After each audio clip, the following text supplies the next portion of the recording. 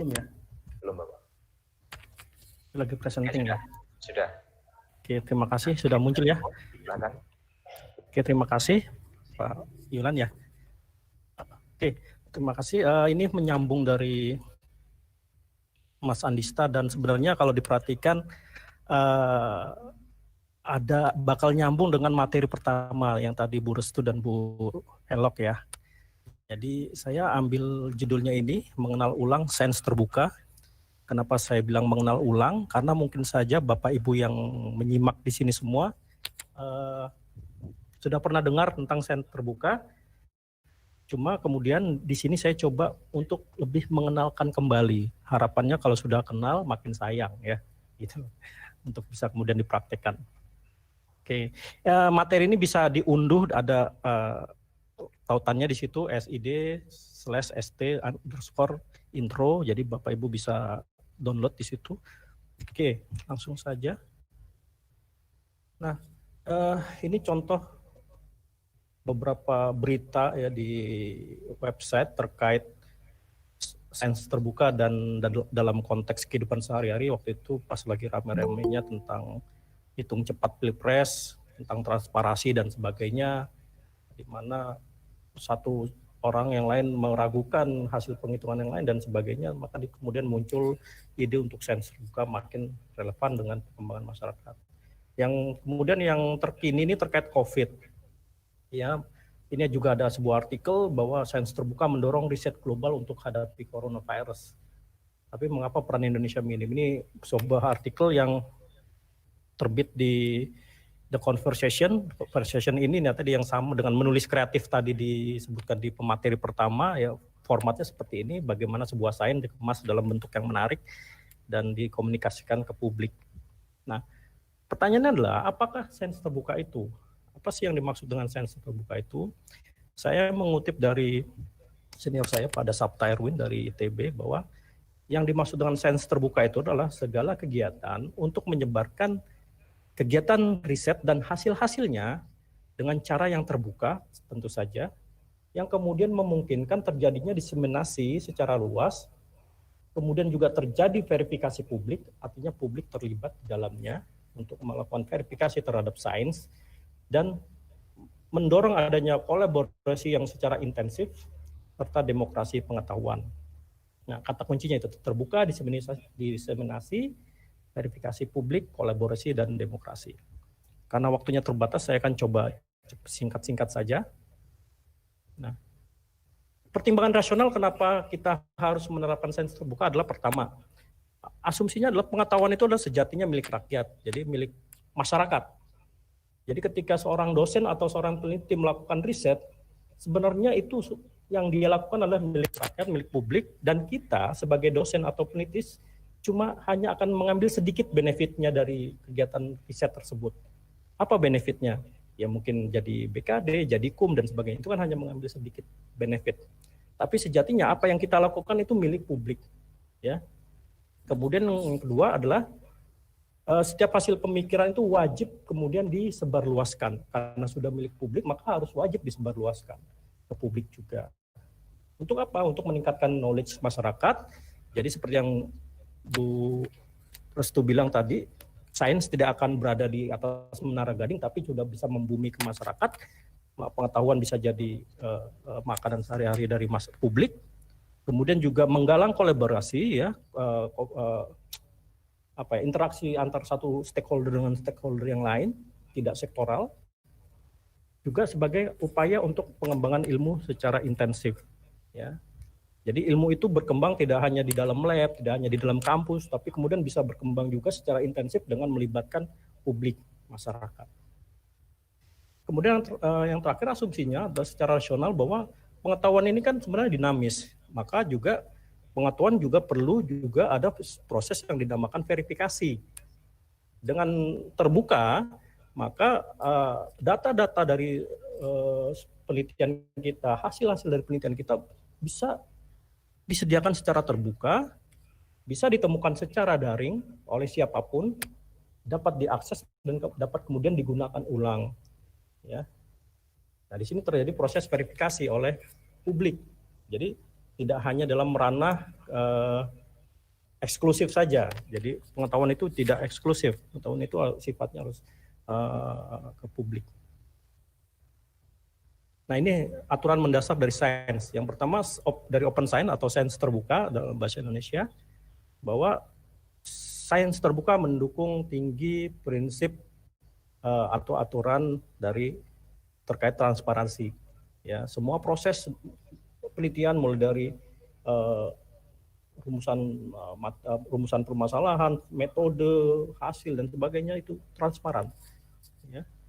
Kemudian juga accessible, bisa semua orang, semua pihak yang memerlukan, yang kemudian ada kepentingan dengan pengetahuan tersebut bisa mengaksesnya secara gratis, free. Ya, artinya free ini bukan berarti konteksnya kan kalau open science ini dari Eropa ya, di mana pengetahuan ini merupakan objek dari bisnis penerbitan, kemudian jadi komoditi. Nah, ini kemudian yang harus dari sains terbuka bahwa pengetahuan itu harus free, ya, artinya tidak kemudian dijadikan entitas bisnis. Dan yang terakhir adalah reusable, dapat dimanfaatkan oleh siapapun yang mau menggunakan pengetahuan atau data tersebut. Nah, bicara sains terbuka itu sebenarnya skupnya luas, ya. Kalau tadi di Pak Andista sudah bicara di OAJ, Directory Open Access. Nah, Open Access itu merupakan bagian dari sains terbuka, ya. Jadi seperti itu. Jadi kita umumnya sudah kenal di Indonesia ini udah Open Access.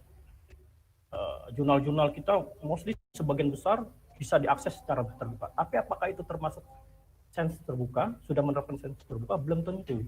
Karena Open Access itu hanya bagian kecil dari taksonomi dari sains terbuka. Masih ada di situ open citation, citasi secara terbuka, open content, open research data, educational, dan seterusnya bisa dibaca di slide. Ya, kalau didetailkan di sebelah kanan itu bahkan lebih rinci lagi. Sampai ada open access initiative, ada big data, dan sebagainya, bla bla bla. Nah, jadi Indonesia memang surganya open access. Tapi kalau bicara sains terbuka atau open science belum, ya. Makanya di sini sama-sama yuk kita levelnya dinaikkan gitu ya. Nah, terkait publikasi dan data, Bapak Ibu pasti sebagai peneliti sering menerbitkan artikel jurnal, atau mungkin ketemu sebuah artikel jurnal yang menarik. Dari sisi penyampaiannya artikelnya menarik, tapi kemudian tertarik untuk melakukan penelitian sejenis. Artinya memerlukan, ada nggak datanya ya sebenarnya. Tapi apa yang terjadi, rata-rata kalau di Indonesia, kita hanya mementingkan hasil akhir publikasinya. Tapi datanya kadang-kadang malah udah selesai di laptop, folder laptop, atau jadi arsip dan sebagainya. Tidak di deliver atau tidak disertakan ke dalam publikasinya, ya. Nah, open science kemudian ini mendorong supaya antara publikasi atau hasil tadi juga datanya ditampilkan ke publik, ya. Nah, untuk itu, untuk terkait data tersebut, maka prinsipnya ada yang dinamakan FAIR. F-nya itu findable, jadi sebuah data itu harus dapat mudah ditemukan, ya, accessible, dapat mudah diakses, artinya mungkin dia dengan memiliki DOI dan sebagainya. Kemudian interoperable, data tersebut bisa digunakan di berbagai platform sains yang berbeda satu sama lain. Ya. Kemudian yang terakhir sama dengan yang sebelumnya, reusable, artinya bisa digunakan. Data tersebut bisa digunakan kembali dengan prinsip-prinsip tertentu. Dalam hal ini lisensinya, ada aturannya. Jadi tetap dalam koridor publikasi, etik publikasi atau etik praktek etika. Nah, terkait riset dan analisis data, nah dalam sains terbuka itu mendorong sebuah riset itu bisa dilakukan atau direproduksi oleh peneliti yang lain. Makanya dalam setiap tahapan, mulai dari memformulasikan hipotesis, menyusun teori atau menyusun metode penelitian, menjalankan penelitian, metode seperti apa, bagaimana analisis datanya, bagaimana pelaporannya, setiap tahap itu harus dapat ditiru atau dapat di-deliver ke publik secara terbuka. Ya, makanya ada di luar negeri itu platform-platform khusus untuk mengarsipkan tahapan-tahapan dari riset. Contohnya ada namanya protokol IO. Protokol IO itu isinya apa?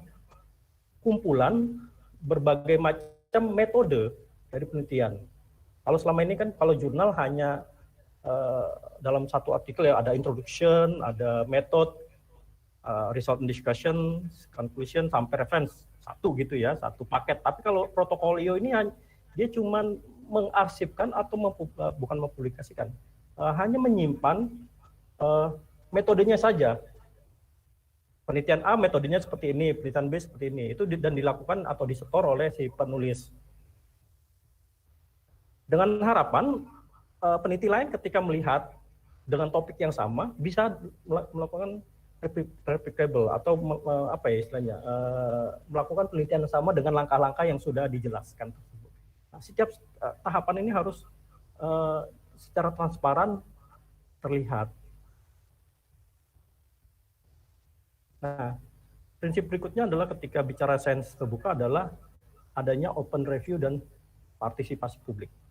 Kalau Bapak Ibu pengelola jurnal kenal ya istilah blind peer review atau dosen yang ketika submit artikel ada blind peer review, ada open review ya. Blind itu kalau tidak tahu identitas reviewernya atau sebaliknya. Kemudian open kalau tahu identitasnya.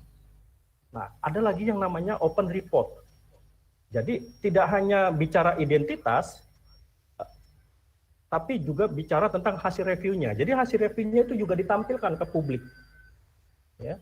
Jadi publik juga berhak tahu untuk melihat di komentari apa sih artikel tersebut oleh si reviewer. Ya, karena reviewer juga manusia kan, pasti bisa saja lagi bagus, mungkin reviewnya bagus, tapi ketika lagi kecapean atau lagi sibuk, mungkin ada yang terlewat. Di sini kemudian kita mendorong adanya partisipasi publik. Ya. Ketika publikasi itu muncul, reportnya muncul, juga publik juga bisa melihat dan kemudian melakukan komen. Di luar negeri sudah common kalau setiap kali artikel terbit bukan berarti itu stop reviewnya atau penelaannya, tapi ada yang namanya public review. Publik boleh berkomentar, publik boleh memberikan masukan atau mengkoreksi jika dirasa ada yang salah. Ada platformnya hipotesis itu namanya seperti itu. Jadi walaupun risetnya sudah terbit jadi sebuah publikasi bukan berarti itu sesuatu yang tidak bisa di apa ya udah saklek, nggak bisa dirubah, padahal mungkin saja ada kesalahan di dalamnya, entah itu metode, entah itu analisis dan sebagainya. Nah, ini model penerbitan untuk di akses terbuka, open access tadi ya, seperti yang di OAJ tadi. Ada yang namanya green access, green open access, green OA ya. Jadi ketika artikel, kemudian itu nanti akan masuk ke repository biasanya, ya, masuk ke repository. Kemudian ada yang namanya golden OA, ya, gold OA, gold open access. Artikel masuk ke penerbit atau ke jurnal. Beberapa kasus ini menerapkan APC ya, berbayar. Kemudian setelah berbayar langsung terbit atau langsung muncul versi full text-nya. Ya. Ini yang kemudian banyak diterapkan. Kemudian ada yang campuran adalah hybrid ya. Jadi sama juga, jadi publish di open access jurnal, kemudian ada APC-nya, harus terbit juga langsung terbit juga, maksudnya tidak ada embargo. Nah, ini praktek-praktek yang sering dilakukan di negara-negara maju. Tapi ternyata di Indonesia itu ada satu lagi kategorinya, ya. Ini disimpulkan, ini saya ngambil sketch note-nya dari Pada Sapta. Jurnal di Indonesia itu ada non OA, ada open access. Non OA itu ketika penulis gratis, ini ada penulis gratis, kemudian pembaca bayar. Nah, itu namanya non OA, aksesnya tidak dibuat terbuka. Autornya gratis, tapi pembacanya harus bayar, artinya ada berlangganan. Itu non OA. Kemudian open access, ada yang tadi saya sampaikan goal OA. Jadi penulisnya bayar, ya, tapi pembacanya gratis. Itu goal OA. Ya, kita sering ketemu itu, jurnal kita menerapkan APC, tapi pembaca bisa langsung APC ke autor tentunya, tapi pembaca bisa bebas mengakses. Nah, di Indonesia ternyata ada yang lebih, itu namanya Diamond OA, di mana autor submit ke jurnal gratis tanpa bayaran, pembaca mengakses artikelnya di satu jurnal juga gratis, jadi gratis-gratis. Nah, di Indonesia ini unik. Inilah kekuatan Indonesia sebenarnya, dan ini sebenarnya konsep ini yang orang luar negeri heran, kok Indonesia bisa penulisnya gratis, pembacanya gratis. Saya tambahkan dari materi sebelumnya, dari DOAJ tadi yang Mas Andista, Indonesia jadi nomor 1 jurnal terbanyak yang terindeks di DOAJ, nomor 1 mengalahkan Inggris. Jadi orang luar negeri itu heran, di Indonesia kok bisa seperti itu. Mereka pengen seperti kita, tapi kita pengen seperti mereka, kan gitu. Nah, kemudian ini, ada yang namanya model pengarsipan mandiri, self archiving. Jadi ketika Bapak Ibu punya satu naskah artikel, mungkin saja tidak akan langsung diterbitkan ke artikel, ya, atau dia terbitkan ke jurnal, maaf ya. Kita cari-cari dulu, kita submit dan sebagainya. Tapi kadang-kadang kita endapkan saja di laptop kita. Nah, modelnya dulu ketika ada satu naskah artikel dibuat, itu langsung diarsipkan di yang repository. Nah, istilahnya preprint. Preprint itu adalah naskah artikel-artikel yang belum publish. Nah, dulu pertama gitu, jadi ada naskah, langsung taruh repository, udah selesai. Tapi kemudian berkembang, ada lagi modelnya, ada naskah, bisa saja artikel atau bisa saja tesis, disertasi atau skripsi. Kemudian sebelum lari ke repository, direview dulu oleh internal kampusnya misalkan. Baru kemudian bukan dalam tanda kutip diterbitkan atau dimunculkan di repositorinya. Nah, kemudian ada lagi, berkembang lagi. Naskah tersebut dari disertasi dibuat jadi sebuah model artikel, disubmit ke jurnal, direview, ya, accept, setelah direvisi, publish. Nah, kalau sudah publish itu namanya postprint. Nah, jadi bentuk yang kita sering lihat full text PDF-nya, kemudian full text PDF-nya itu kita bisa juga kita arsipkan di repository. Nah, jadi Bapak Ibu didorong untuk melakukan pengarsipan mandiri terhadap karya-karya Bapak Ibu. Tidak cuma hanya artikel ilmiah, tapi mungkin laporan penelitian, proposal, poster, dan sebagainya. Lakukan saja pengarsipan. Ya. Nah, di Indonesia, nih, di dunia, khususnya dulu kita bicara dunia, sudah banyak server-server preprint atau pracetak, ya, archive, bioarchive, dan sebagainya. Jadi ini situs-situs ini menampung tulisan-tulisan dari penulis yang belum disubmit atau mungkin dalam proses review di jurnal-jurnal. Jadi seperti itu. Jadi dengan semangat bahwa pengetahuan itu harus disampaikan sesegera mungkin ke publik. Bayangkan kalau sebuah pengetahuan nunggu proses review mungkin yang lama gitu ya. Sementara ini waktu berjalan, nunggu terbit dulu baru publik baru tahu. Nah, model pracetak ini menjembatani itu. Jadi sambil menunggu artikelnya direview, kita boleh mengunggahnya di situs atau di server preprint, kemudian publik bisa melihat, ya. Jadi seperti itu.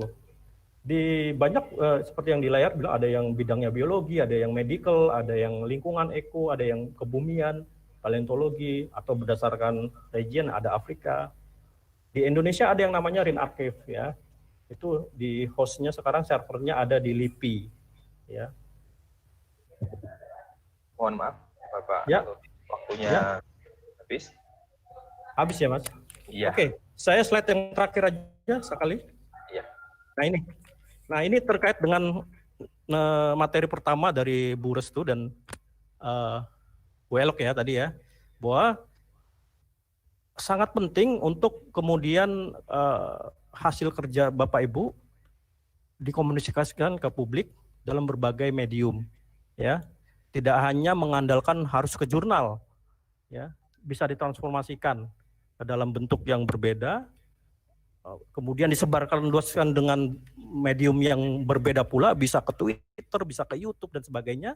Nah, inilah yang kemudian akan mendorong terjadinya komunikasi ilmiah di publik yang kemudian akhir berujung kepada sains terbuka. Baik.